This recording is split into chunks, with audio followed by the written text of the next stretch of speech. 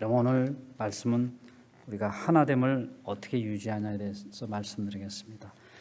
성경 말씀은 에베소서 4장 1절과 3절 말씀을 여러분과 함께 봉독하겠습니다. 310페이지. 자, 우리 다 찾으셨으면 함께 봉독하겠습니다. 시작. 그러므로 주 안에서 갇힌 내가 너희를 권하노니 너희가 부르심을 입은 부름에 합당하게 행하여 모든 겸손과 온유로 하고 오래 참음으로 사랑 가운데서 서로 용납하고 평안에 매는 줄로 성령의 하나가 되게 하신 것을 힘써 지키라. 아멘. 여러분, 지난주까지는 교회의 본질과 교리적인 내용에 대해서 여러분과 함께 말씀을 나눴습니다. 오늘 4장부터는 그 교리적 내용에 상응하는 실천적 교훈으로 성도들이 그리스도의 몸이 된 교회 지체로서 우리의 삶 가운데 어떻게 올바른 신앙생활을 할 수 있는가에 대해서 여러분과 함께 나누겠습니다. 그래서 매우 중요한 것 같습니다. 여러분과 저는 특별하고 위대한 신분을 가진 자들입니다. 죄인으로 태어나 영적으로 완전히 하나님과 분리된 그 상태에서 하나님께서 저희들을 찾아오셨습니다. 성경 말씀에 아직 우리가 죄인 되었을 때 그리스도께서 우리를 위하여 죽으심으로 하나님께서 우리에 대한 하나님의 사랑을 확정하셨느라 하셨습니다. 하나님께서 완전히 죽어 있는 저희들을 찾아오셔서 저희들에게 하나님을 알게 하시고 하나님의 말씀을 깨닫게 하셔서 저희들 하나님의 자녀로 구원받게 하시고 또 하나님의 자녀로 삼아주셨습니다. 그리고 우리 신분이 얼마나 귀한 신분이겠습니까? 우리는 세상의 누구보다도 세상 사람들이 누구보다도 비교할 수 없는 그런 귀한 신분을 가진 하나님의 자녀입니다. 그리고 하나님께서는 우리 성도들을 유대인과 이방인과 같이 그리스도 안에서 하나가 되게 하셨습니다. 하나가 되게 하시고 우리 모두가 세상 사람들과 완전히 분리되어 거룩한 삶을 살게 하시기 위해서 저희들을 불러주셨습니다. 그래서 여러분 1절에 사도 바울은 우리 같은 이방인들에게 복음을 전하다가 옥에 갇혔다고 하셨습니다. 그러면서 이 1절에 간절히 그 당시 에베소 교인들과 그리고 지금 이 시간 저희들에게 당부하고 있습니다. 1절에 이렇게 말씀하고 있습니다. 주 안에서 갇힌 내가 너희를 권하노니 너희가 부르심을 입은 부름에 합당하게 행하여. 바로 하나님께서 우리에게 원하시는 삶이 있다는 것입니다. 그 삶이 바로 거룩한 삶이요, 세상과 완전히 분리된 그런 삶을 하나님께서는 우리들로부터 요구하는 것입니다. 하나님의 부르심에 합당한 삶, 거룩한 삶이란 3절에 평안에 매는 줄로 성령의 하나 되게 하신 것을 지키라 하셨습니다. 여러분, 우리가 하나 되려고 노력할 필요가 없는 것입니다. 주님께서 벌써 이루어 놓으셨기 때문입니다. 말씀하신 대로 하나됨을 우리는 지켜나가는 것입니다. 여기 평안에 매는 줄은 바로 그리스도의 사랑의 줄을 말씀하고 있습니다. 여러분, 골로새서 3장 14절을 한번 함께 찾아보시겠습니다. 골로새서 3장 14절을 찾아보세요. 바로 에베소서 그 빌립보서를 넘어서 바로 그 뒤에 있습니다.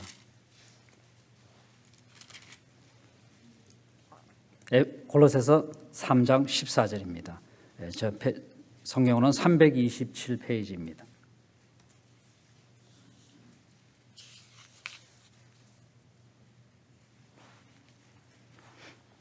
찾으셨으면 함께 읽겠습니다. 시작. 이 모든 것 위에 사랑을 더하라. 이는 온전하게 매는 띠니라. 바로 그리스도의 십자가의 사랑입니다. 주께서는 그 십자가의 사랑으로 우리를 묶어주셨습니다. 오직 그리스도의 십자가의 사랑만이 성도들을 하나로 묶어 평화와 조화를 이룰 수 있는 것입니다. 그리스도께서는 자기 목숨까지 희생하는 사랑으로 하나님과 인간 사이에 원수된 그 관계를 회복시켜 화목하게 만드셨습니다. 그리고 유대인과 이방인 사이에 놓여있는 이 장엄한 장벽을 하나님께서 완전히 허물러 주셨습니다. 그리고 하나 되게 하셨습니다. 이루어질 수 없는, 인간의 노력으로 이루어질 수 없는 그 장벽을 무너뜨려 주시고 이방인과 유대인이 하나가 되게 하셨습니다. 하나됨은 저와 여러분이 노력해서 되는 것이 전혀 아닙니다. 주님이 우리를 위해 이루어 놓으셨기 때문입니다. 우리는 성령이 그리스도 안에서 하나 되게 하신 것을 우리는 지키기만 하면 됩니다. 끝까지 우리는 굴복하지 않고 그 하나 된 것을 지켜나가면 하나님께 영광 돌리는 삶을 살 수 있는 것입니다. 행복한 교회 지표는 건물이나 큰 예산의 정도, 교인 숫자에 있는 것이 아니라 성도들의 하나됨입니다. 하나됨. 여러분, 성도의 하나됨이 얼마나 중요한지요. 지금 이 시간에도 사단은 기회를 만들어 주님이 이루어 놓으신 하나됨, 이 그리스도의 사랑으로 묶어놓은 이 하나됨을 완전히 흩어버리기 위해서 우리의 마음속에 어떻게 하더라도 지금 파고들으려고 수단과 방법을 가리지 않고 기회를 노리고 있습니다. 여러분, 사단이 그만큼 쉬지 않고 노력한다는 것이 바로 이것이 얼마나 우리 삶 가운데 얼마나 중요한 것인지 우리가 알 수 있습니다. 그러나 현재 너무나 많은 교회들이 이것을 놓쳐버리는 것을 우리가 경험했고 또 우리 주변에 계속 일어나고 있는 안타까운 현실입니다. 그렇다면 우리는 성령이 하나 되게 한 것을 어떻게 유지해 나갈 수 있을까요? 이것을 다시 질문하면 성령이 하나 되게 한 것을 허투루 놓으려는 사단의 유혹을 우리는 어떻게 뿌리칠 수 있는 질문할 수 있습니다. 여러분, 2절을 같이 함께 읽겠습니다. 에베소서 4장 2절을 함께 읽겠습니다. 모든 겸손과 온유로 하고 오래 참음으로 사랑 가운데서 서로 용납하고, 우리가 할 수 있는 건 첫째, 겸손해야 합니다. 너희와 같이 자신을 자기 가치 이하로 낮게 생각하며 남을 나보다 낮게 여기는 마음 자세입니다. 교만한 사람은 자기를 드러내는 것을 좋아합니다. 교만한 사람은 교회라는 공동체의 유익보다는 자신의 개인의 유익을 추구하는 사람입니다. 겸손은 바로 우리 주님께서 하늘 보좌를 내려놓으시고 종의 형태로 성육신하고 모든 사람을 섬기는 그 모습 자체가 겸손입니다. 성경이 말하는 겸손은 전능하신 하나님 앞에 내 자신이 보잘것없는 피조물이라는 사실을 인정하는 것입니다. 빌립보서 2장 3절에 오직 겸손한 마음으로 각각 자기보다 남을 낮게 여기고, 이것이 바로 겸손은 남을 나 자신보다 낮게 여기는 것이라고 말씀하고 있습니다. 우리가 겸손할 때 주님이 이뤄놓으신 하나됨을 지켜나갈 수 있습니다. 두 번째, 온유해야 합니다. 겸손과 이 온유는 겸손과 같이 하나의 동정과 같습니다. 겸손과 같이 온유함은 겸손과 같이 자기 자신을 부정하는 것입니다. 온유한 사람은 연약함을 의미하지 않습니다. 그러나 자기의 힘을 지혜롭게 조절하여 타인에게 부드럽고 따뜻한 사람입니다. 여러분은 어떤 사람입니까? 온유함은 여러분 아시다시피 그리스도의 성품입니다. 예수님은 모욕을 받고도 묵묵히 십자가의 죽음을 잘 감당하셨습니다. 하나님 앞에서나 사람 앞에서나 자신의 권리를 주장하지 않는 사람이 바로 온유한 사람입니다. 요한복음 3장 30절에 세례 요한이 자기 제자들에게 예수님과 자신에 대해 이렇게 말씀하고 있습니다. 그는 흥하여야 하겠고 나는 쇠하여야 하리라 이렇게 말씀하고 있습니다. 그렇습니다. 온유는 그리스도를 드러내는 성품입니다. 온유한 사람은 하나님께 순종하는 사람입니다. 모세와 같이 자신의 두려움을 받아들이고 자신의 연약함을 인정하고 전적으로 하나님께 자신을 맡기는 사람입니다. 온유한 사람은 하나님을 온전히 신뢰하고 하나님 앞에서 자신의 모든 뜻을 내려놓는 사람입니다. 포기한 사람입니다. 성경에 사람의 성내는 것이 하나님의 의를 이루지 못할 것이라고 말씀하고 있습니다. 그러면 온유한 사람은 성내지 않습니다. 온유한 사람은 자신의 실수를 인정하는 사람입니다. 이런 의미에서 온유한 사람은 잘 듣는 사람입니다. 다른 사람의 말에 귀를 기울이는 줄 아는 그런 사람입니다. 그리고 다른 사람의 말을 수용하는 사람입니다. 자신의 잘못을 말해주는 사람으로부터 심지어 자신을 비방하는 사람의 말로부터 자신을 향한 하나님의 말씀을 발견하는 사람입니다. 과연 여러분과 저는 온유한 사람입니까? 바로 이런 온유한 사람이 성령이 하나 되게 한 것을 지켜나갈 수 있는 것입니다. 세 번째, 오래 참고 사랑 가운데 용납해야 합니다. 오래 참음의 원어적 의미는 결코 굴복하지 않는 그런 정신입니다. 성도의 삶의 어떠한 고난과 역경, 경제나 건강의 문제, 또 여러 가지 사람과의 관계 속에서 받는 상처들이 있어도 결코 그것들 앞에 굴복하거나 포기하지 않는 것이 오래 참음입니다.